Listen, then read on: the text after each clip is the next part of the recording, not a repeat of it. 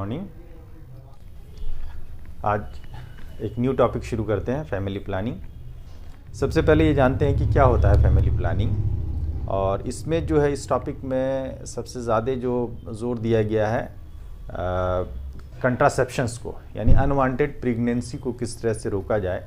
लेकिन सिर्फ और सिर्फ यही एक मकसद नहीं है। फैमिली प्लानिंग जो एक वर्ड है ये एक ब्रॉड टर्म में यूज़ होता है, समझे।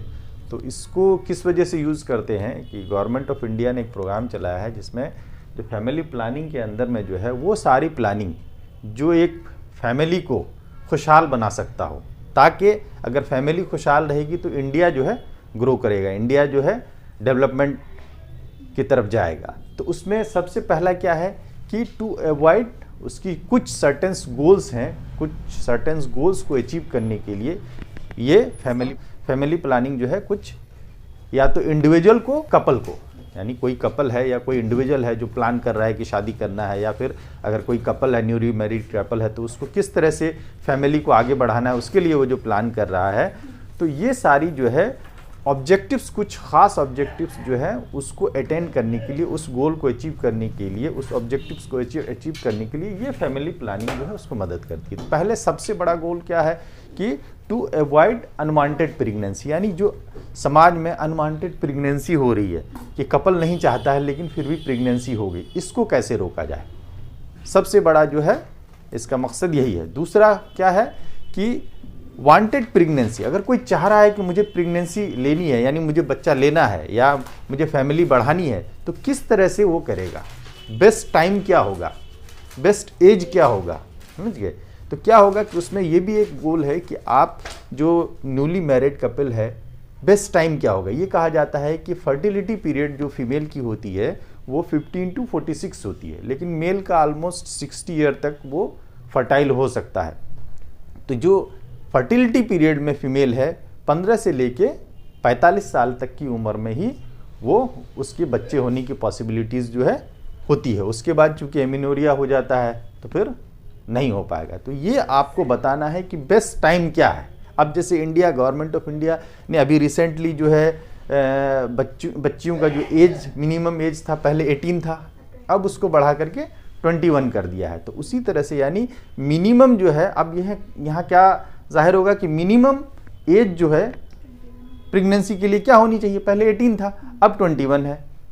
मेल का भी वही है कि मेल भी जो है 21 ही चाहिए उसको। दूसरी चीज़ ये है कि अगर कोई कपल है उसके पास 2-3 बच्चे वो चाह रहा है प्लान करना, तो 2 बच्चे के बीच में स्पेसिंग कितना होना चाहिए, मिनिमम कितना होना चाहिए। तो ये आप क्या कहते हैं उसको फैमिली प्लानिंग से ही पता चलेगा। और किस एज में करना है, तो ये मिला जुला के फैमिली प्लानिंग का जो है एक मकसद है। तो इसमें सबसे बड़ा जो है क्या हो गया, कंट्रासेप्शंस। अब आइए कंट्रासेप्शंस को हम पढ़ते हैं। कंट्रासेप्शंस मतलब है कि हर वो तरीका जिसको अडॉप्ट करके अनवांटेड प्रेगनेंसी को अचीव किया जा सकता है। तो अब इसमें जो है 2 तरह के हो सकते हैं। इसको जो है मेनली जो है 2 ब्रॉड कैटेगरी में क्लासीफाई किया गया है। क्या है, एक तो है स्पेसिंग मेथड, दूसरा है टर्मिनल मेथड।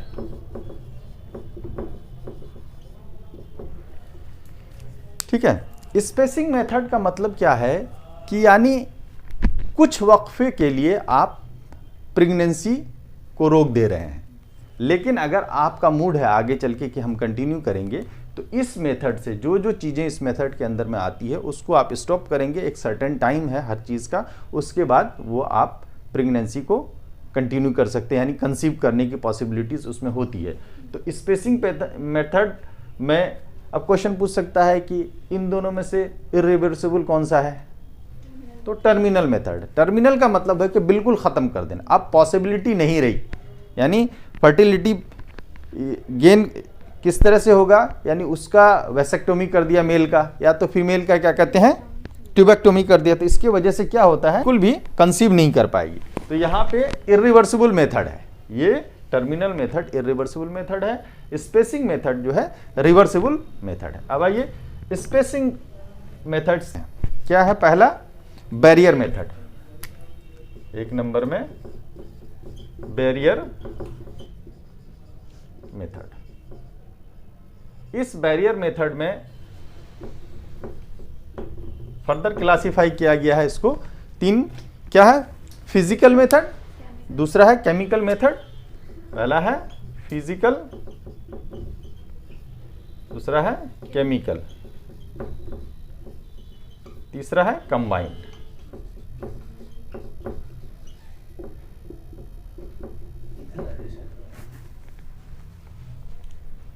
स्पेसिंग मेथड में पहला जो है बैरियर मेथड है। बैरियर मेथड्स में सब क्लासिफाई क्या किया है, फिजिकल मेथड्स, केमिकल मेथड्स और कंबाइंड मेथड्स। तो इसमें क्या है कि बैरियर मेथड्स मेनली वो मेथड्स होते हैं कि कोई भी डिवाइस या कोई भी चीज़ जो आप जब तक यूज़ कर रहे हैं, जिस वक्त तक बॉडी में है, उस वक्त तक क्या कहते हैं, वो आपको कंसीव होने से बचाएगा। लेकिन जो ही आपके बॉडी से ये हटता है बैरियर मेथड, चाहे जो कुछ भी आप अपनाएंगे, तो वो अगर उसके बिना करेंगे तो प्रोबेबिलिटी आपकी कंसीव होने की बहुत ज़्यादा हो जाएगी। समझ गए? तो इसमें क्या आता है, फिजिकल मेथड। फिजिकल मेथड्स में क्या क्या आएंगे, पहला आएगा कॉन्डोम। इसमें जो आएगा पहला क्या आएगा, जो मोस्ट वाइडली यूज्ड है कॉन्डोम है।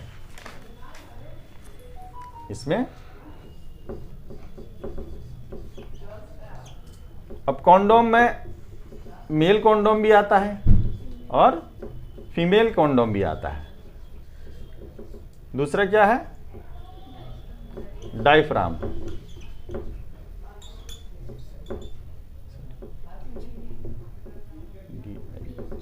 DIPHRAGM है ना, RAGM।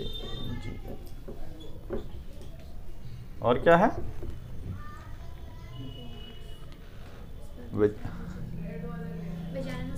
हाँ, वेजाइनल स्पॉन्ज।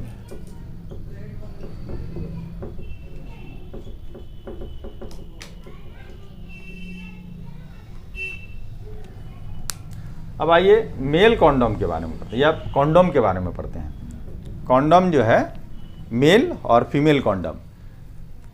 तो कॉन्डोम क्या है, मेल कॉन्डोम जो है इजीली अवेलेबल है, सबसे अच्छा इस वजह से माना जाता है कि एडवांटेजेस में मेल कॉन्डोम का क्या है कि इजीली अवेलेबल है, इनएक्सपेंसिबल है, बहुत महंगा नहीं है। ठीक है, उसके बाद क्या कहते हैं, ये आपको इजीली मिल जाता है, कोई साइड इफेक्ट नहीं है, और सबसे बड़ा बेनिफिट है कि जिस मकसद के लिए आप यूज़ कर रहे हैं वो तो यूज़ हो ही रहा है, लेकिन साथ में जो है एक कुछ एडवांटेजेस इसके इस तरह से हैं कि जैसे सेक्सुअली ट्रांसमिटेड डिजीज़ है, क्योंकि डायरेक्ट कांटेक्ट नहीं हो पा रहा है, मेल से फीमेल का डायरेक्ट कांटेक्ट नहीं हो पा रहा है, क्योंकि इसमें बीच में बैरियर है। तो उसके वजह से क्या होता है कि सेक्सुअली ट्रांसमिटेड जितनी भी सारी डिजीज़ है, ये इससे कॉन्डोम से जो है होने की पॉसिबिलिटीज़ नहीं के बराबर हो जाती है। तो इसके फ़ायदे क्या है, अब इसमें क्वेश्चन ये पूछ लेगा कि एडवांटेज क्या है, डिसएडवांटेज क्या है। अब इसमें एक चीज़, अच्छा इससे पहले मैं बताना भूल गया कि जितने भी कंट्रासेप्शंस हैं उसमें एक चीज़ आपको हर जगह मिलेगा, पर्ल इंडेक्स। ठीक है, या फिर कहीं लिखा रहेगा फेल्योर रेट। जैसे कॉन्डोम का फेल्योर रेट क्या है, ये क्वेश्चन पूछता है, कॉन्डोम का पर्ल इंडेक्स क्या है, या हमने उसको आपको ग्रुप में मैसेज भी कर दिया है, उस सबको याद करना पड़ेगा आप।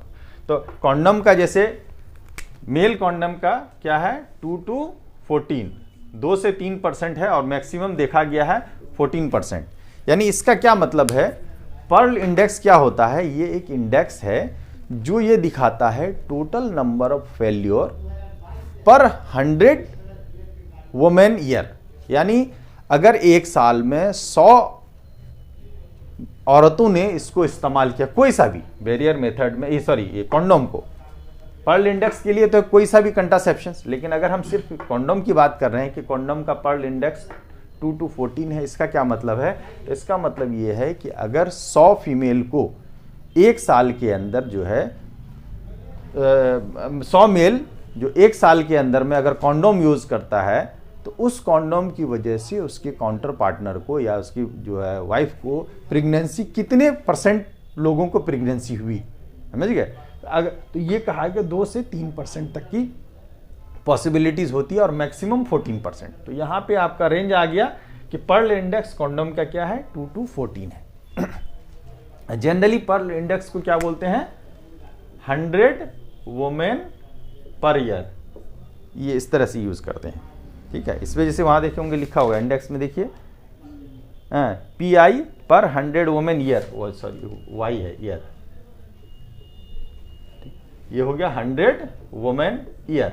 अब चूंकि कॉन्डोम, यहाँ कॉन्डोम मेल की बात कर रहे हैं तो यहाँ पे मेल आ जाएगा, लेकिन पर्ल इंडेक्स, सिर्फ पर्ल इंडेक्स की हम अगर बात करेंगे तो पर्ल इंडेक्स में ये यही शो करता है कि कितनी लेडीज जो है कंसीव की उस पर्टिकुलर कंट्रासेप्टिव डिवाइस जो भी हमने यूज किया, कि उस वाले से कंसीव तो नहीं करना चाहिए था लेकिन उसने कंसीव किया, तो इसका मतलब है कि उसका फेल्योर रेट ये है, तो ये माना जाता है। अब ये कहा जाता है कि कॉन्डोम का जो ये 14% मैक्सिमम फेल्योर रेट है, ये सबसे ज़्यादा किस वजह से होता है कि इम्प्रॉपर यूज़ की वजह से।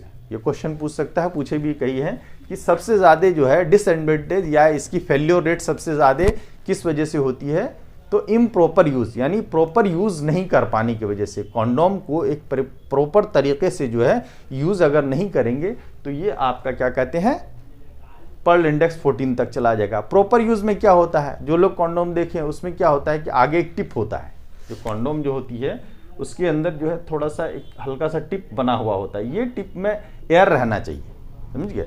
इस टिप में अगर एयर नहीं होगा तो क्या होता है कि जब इंटरकोर्स करेंगे थोड़ा सा भी फोर्स लगेगा तो फटने की पॉसिबिलिटीज ज़्यादा रहती है, समझिए। तो इस वजह से जब कैपिंग करते हैं, जब पहनते हैं तो पहले यहाँ पे थोड़ा सा उसको दबाना पड़ता है, उसके बाद तब उसको उसके ऊपर में इरेक्ट पेनिस के ऊपर में डालते हैं, तो इससे क्या होता है कि फटने की पॉसिबिलिटीज कम होती है।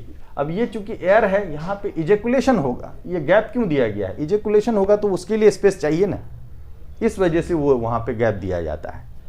तो इम्प्रॉपर यूज की वजह से सबसे ज़्यादा इसका पर्ल इंडेक्स 2 to 14 इस वजह से आता है। ये क्वेश्चन पूछ सकता है।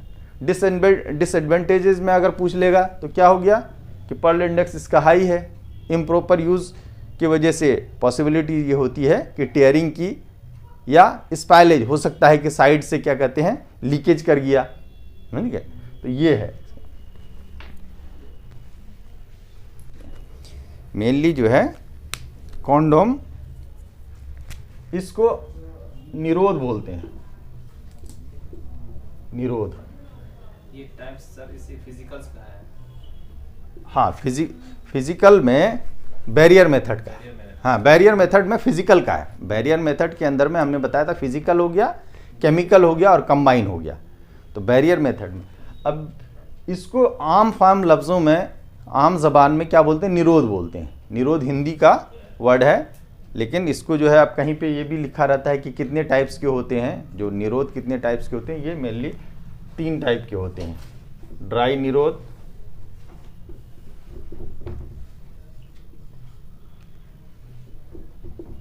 डिलक्स और सुपर डिलक्स। सुपर डिलक्स वैसे इतना आसान क्वेश्चन पूछेगा नहीं, लेकिन फिर भी पता होना चाहिए। 3 टाइप के होते हैं। ये बहुत पहले चलता था, ड्राई निरोध बहुत मोटा होता था और डिलक्स थोड़ा सी अच्छी क्वालिटी का। अब ये सुपर डिलक्स में चूंकि लेटेक्स होता है, ये बहुत ज़्यादा इलास्टिसिटी इसकी होती है। अच्छा, इसकी एक डिसएडवांटेज ये भी है कि जो कुछ लोग ये बताते हैं कि इसके वजह से जो है थोड़ा सा सेंसेशन कम मिलता है। कुछ लोग का ये इसका डिसएडवांटेजेस में ये भी कह सकते हैं कि जो जिस तरह का प्लेजर मिलना चाहिए वो प्लेजर नहीं मिल पाता है। तो ये भी एक डिसएडवांटेजेस में आपके आ जाएगा कि सेक्सुअल सेंसेशंस को थोड़ा सा हैम्पर्ड करता है या रोकता है, ठीक है। अब आ जाइए फीमेल कॉन्डोम। इसमें क्या होता है कि मेल कॉन्डोम में सिर्फ एक ही रिंग होता है। मेल कॉन्डोम में सिर्फ एक ही रिंग होगा इस साइड में। फीमेल कॉन्डोम में 2 रिंग होते हैं, समझिए। एक रिंग जो है इंटरनल होता है और एक रिंग जो है वो बाहर आता है। लेकिन जो एक्सटर्नल रिंग होता है वो ओपन होता है, इंटरनल रिंग जो होता है वो क्लोज होता है। वो सिर्फ फिट करने के लिए, सर्विक्स पे फिट करने के लिए, ताकि हिले नहीं इधर उधर, उसके लिए होता है, समझिए। फीमेल कॉन्डम, दूसरा क्वेश्चन इसमें आपका ये पूछ सकता है कि फीमेल कॉन्डम किस चीज़ का बना होता है। ये पॉलीयूरेथेन का बना होता है। पॉलीयूरेथेन,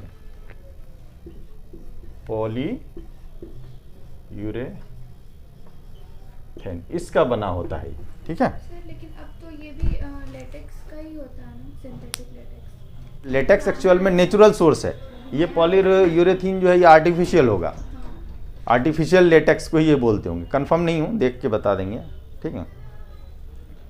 लेकिन ज़्यादातर बुक में ये लिखा है कि ये डेटा हाँ it is a pouch made up of पॉलीयूरेथीन।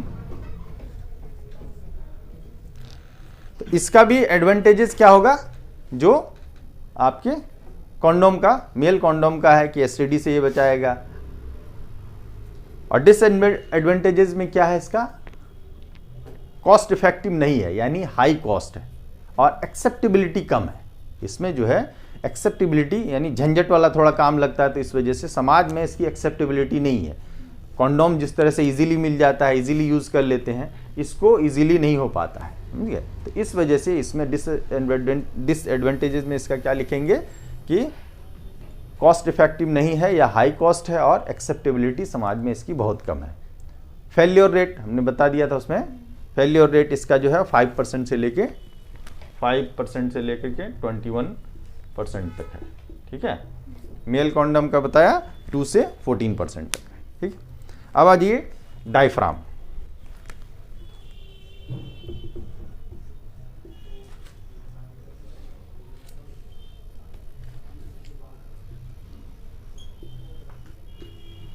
Diaphragm, इसको डच कैप भी बोलते हैं,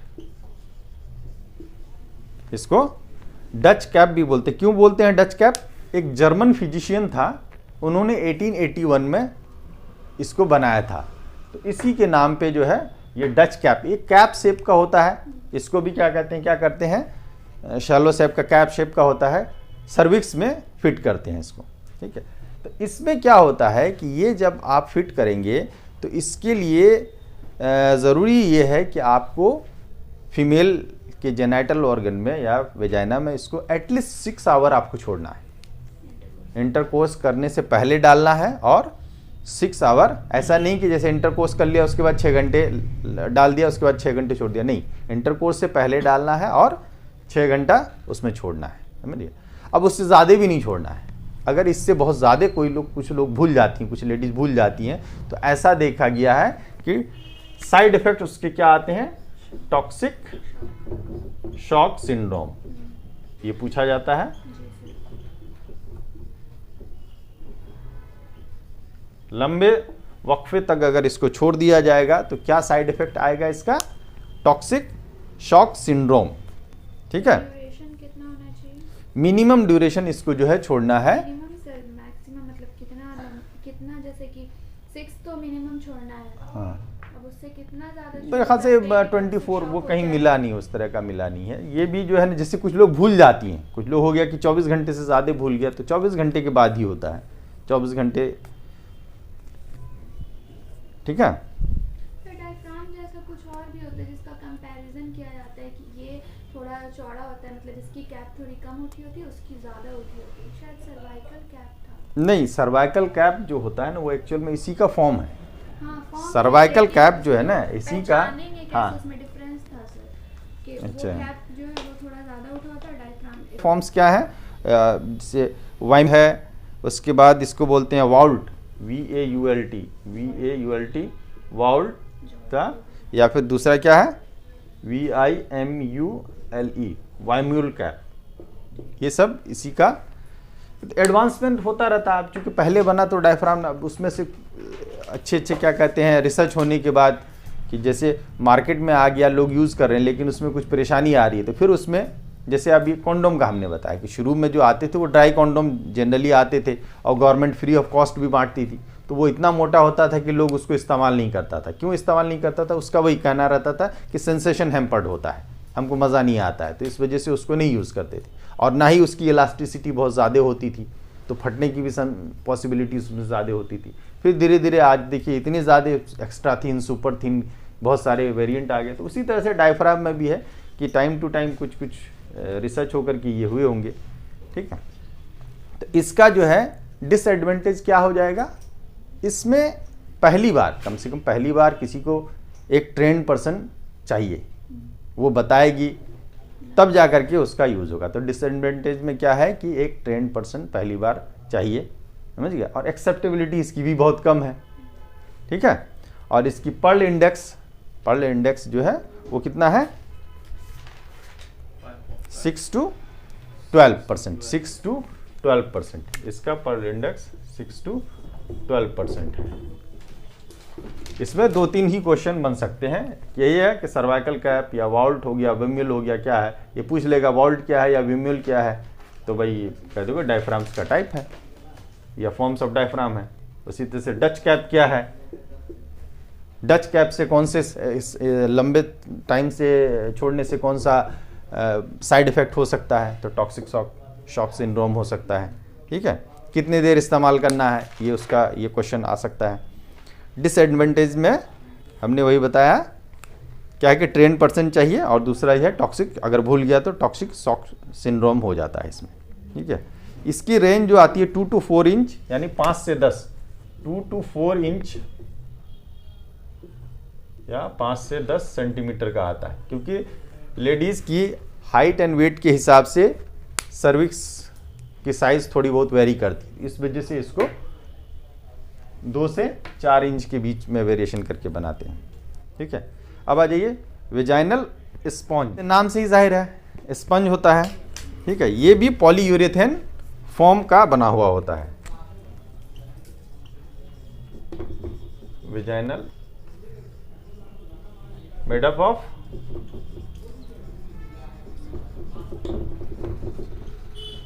पॉलीयूरेथेन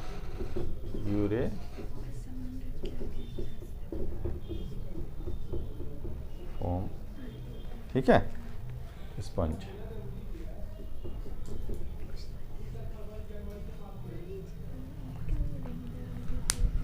ये यूएसए में सबसे ज़्यादा इस्तेमाल होता है, ठीक है, हमारे इंडिया में बहुत कम है, यूएसए में सबसे ज़्यादा इसका इस्तेमाल होता है। ये क्या किस चीज़ का बना होता है, पॉलीयूरेथेन फॉर्म स्पंज का बना होता है।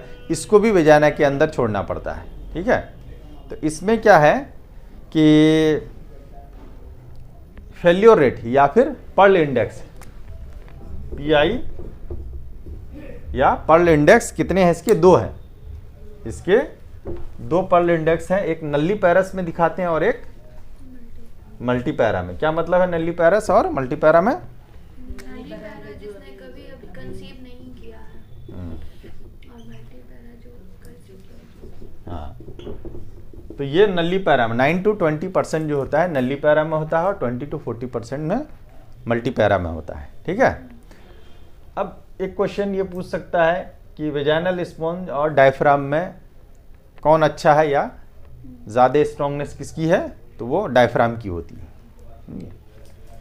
डायफ्राम में एक क्वेश्चन और पूछ सकता है कि डायफ्राम में जनरली जो पहले, अभी तो शायद होता होगा कि उसके साथ ही इनकॉर्पोरेट कर देते हैं, लेकिन जनरली स्पर्मेटिसाइड के साथ में यूज़ करते हैं। तो ये जो पर्ल इंडेक्स में दिखाया गया है 2 to 9% जो है वो 6 to 12% वो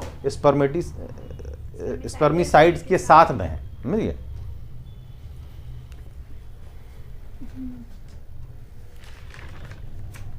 चलिए अब आइए केमिकल मेथड। केमिकल मेथड में ये मेनली जब स्पर्मिसाइड्स है या फिर क्या कहते हैं IUCD हो गया, मॉडर्न टेक्निक्स जब तक नहीं थे उससे पहले जो है आपको ये केमिकल वाला मेथड यूज़ होता था।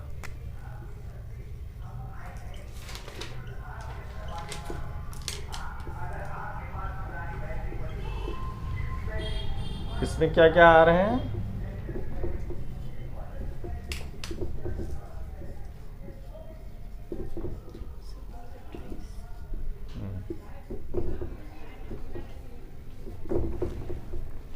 क्रीम्स आ गए,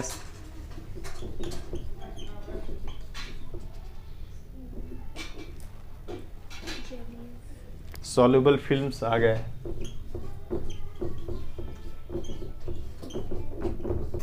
अब ये सब यूज़ नहीं होते हैं, ठीक है।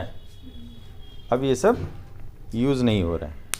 अब स्पर्मिसाइड्स जो है वो यूज़ होते हैं, वो भी अकेले नहीं यूज़ होता है। हमने ये बताया था, तीसरी किस्म बताएंगे कंबाइन वाला में। कंबाइन इसका मतलब है कि पहले और दूसरे को मिला करके, जो अब जनरली जैसे डायफ्राम में आप स्पर्मेटिसाइड्स को यूज़ करेंगे या फिर क्या कहते हैं, आजकल जो कॉन्डोम्स कुछ आते हैं उसमें भी वो मिला हुआ होता है, समझ गए।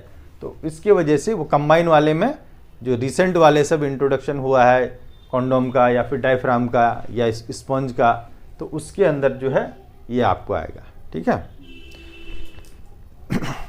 तो इसके अंदर क्या है, सपोजिटरीज, फोम्स, क्रीम्स और सॉल्युबल फिल्म।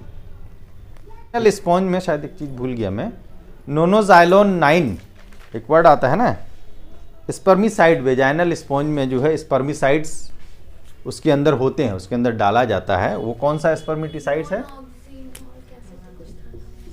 नोनोजाइलिन,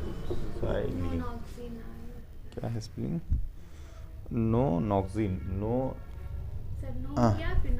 नोनोक्सिनोल, नोनोक्सिनोल है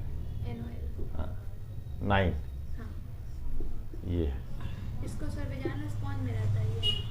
वो आता ही है, उसके अंदर ही आता, रखने अलग से नहीं है। वो जो आप वेजाइनल स्पॉन्ज अगर खरीदेंगे ना, तो ये आपको मार्केट में किस नाम से मिलता है वेजाइनल स्पॉन्ज? टुडेज के नाम से मिलता है। ये भी क्वेश्चन पूछ सकता है, टुडेज वेजाइनल स्पॉन्ज, ठीक है, जिसमें स्पर्मिसाइड क्या होते हैं? नोनोजाइलोन 9। ये क्वेश्चन पूछ सकता है कि नोनोजाइलोन 9 किस में है पाया जाता है, कौन से क्या कहते हैं कंट्रासेप्टिव में, आईयूसीडी में पाया जाता है या फिर कॉन्डोम में पाया जाता है या फिर डायफ्राम में पाया जाता है या स्पंज में पाया जाता है। ये एक क्वेश्चन पूछ सकता है, ठीक है।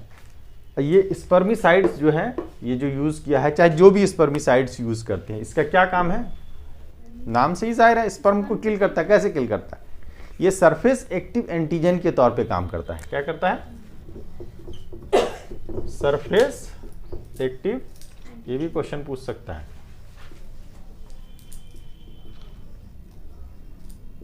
सरफेस एक्टिव एंटीजन इस बेसिस पे ये क्या करता है कि जो स्पर्म के सरफेस पे जाके चिपक जाता है, समझ गए।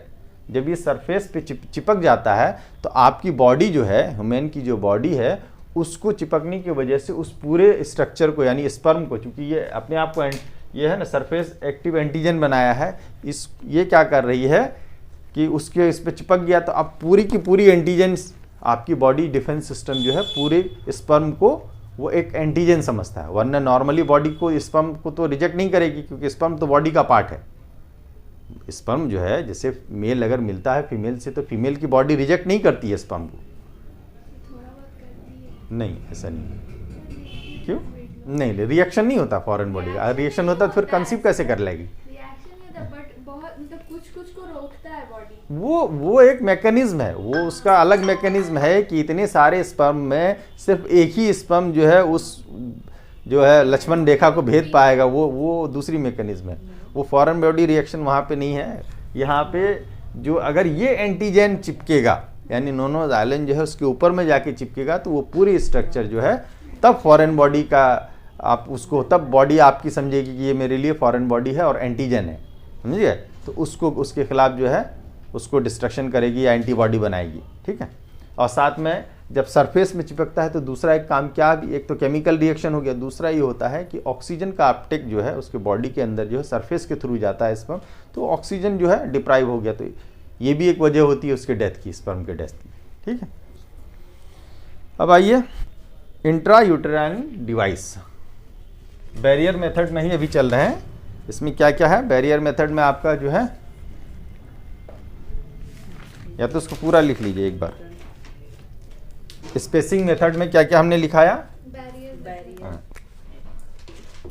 स्पेसिंग में एक नंबर में बैरियर, दूसरे नंबर में IUCD, तीसरे नंबर में ओसीपील्स, चौथे नंबर में पोस्ट कंसेप्शनल मेथड, पोस्ट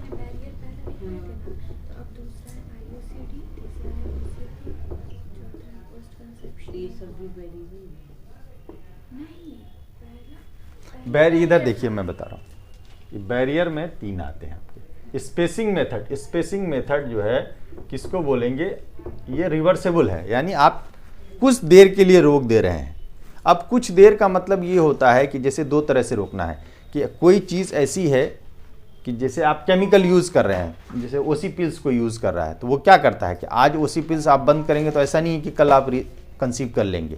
वो कम से कम रिस्टोर करने में 6 महीने लगाता है, समझ गए, क्योंकि उसमें रिएक्शंस होते हैं ना बॉडी के अंदर, जो उस तरह की रिएक्शन। या फिर IUCD है, वो आप अगर आज निकाल दिए तो ऐसा नहीं कि कल को वो कंसीव कर लेगी।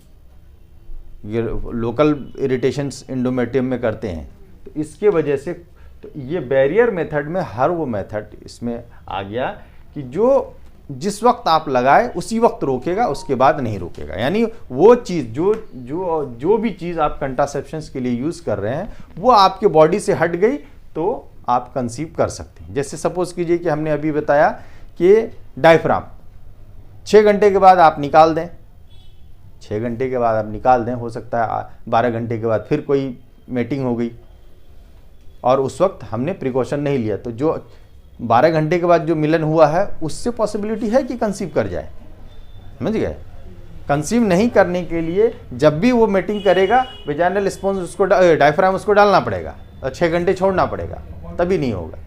और कॉन्डोम क्या है, जब जब कॉन्डोम पहनेगा तब तब नहीं होगा, लेकिन 2 घंटे बाद उसको मन किया नहीं, फिर मीटिंग हो गई और बिना कॉन्डोम के कर लिया तो हो गया। तो यहाँ पे कहने का मतलब टेम्पररी रोकता है ये, जो है जब तक वो बॉडी के अंदर है तब तक आपको वो रोकेगा, उसके बाद जो है नहीं रोकेगा। उसी तरह से जो आप स्पर्मिसाइड्स जो है वो भी कुछ ही देर के लिए रोकता है, जब तक बॉडी के वेजाइना के अंदर रहता है तब तक वो काम करता है, उसके बाद फिर वॉश आउट हो गया या मर गया, ख़त्म हो गया, वहाँ से तो ख़त्म हो गया, आपका इफेक्ट बहुत लंबा नहीं रहता है।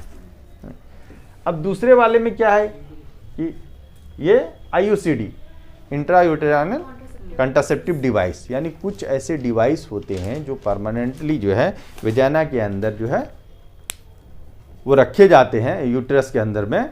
तो उससे क्या होता है कि वो वहाँ पे फॉरेन बॉडी रिएक्शन भी देती है या लोकल रिएक्शंस होते हैं, केमिकल रिएक्शंस होते हैं एंडोमेट्रियम के कुछ स्ट्रक्चर्स पे, वो रिएक्ट करके वो क्या करते हैं, सबसे पहला तो क्या कहते हैं फर्टिलाइजेशन को रोक देंगे, फर्टिलाइजेशन नहीं हो पाएगा, अगर हो भी गया गलती से तो इम्प्लांटेशन नहीं हो पाता है, समझिए। स्पर्म को भी मार देते हैं, स्पर्म का पेनिट्रेशन नहीं हो पाता। ये मिसलिनियस मेथड में वो सारे का जिक्र किया गया है, ठीक है। अब ये ओसी पिल्स की जगह पे हार्मोनल मेथड भी आप लिख सकते हैं, ठीक है। अब समझ में आया, आप कंफ्यूजन तो नहीं है। अब ये स्पेसिंग मेथड हो गया। दूसरा वाला बी में क्या बताया था हमने, टर्मिनल मेथड, टर्मिनल मेथड। यहाँ पे जो है मामला ही कंप्लीटली स्टॉप हो गया, उसमें क्या करेंगे, सर्जरी करते हैं, वैसेक्टोमी कर दीजिए मेल का, नहीं तो फीमेल का ट्यूबेक्टोमी कर दीजिए, ठीक है।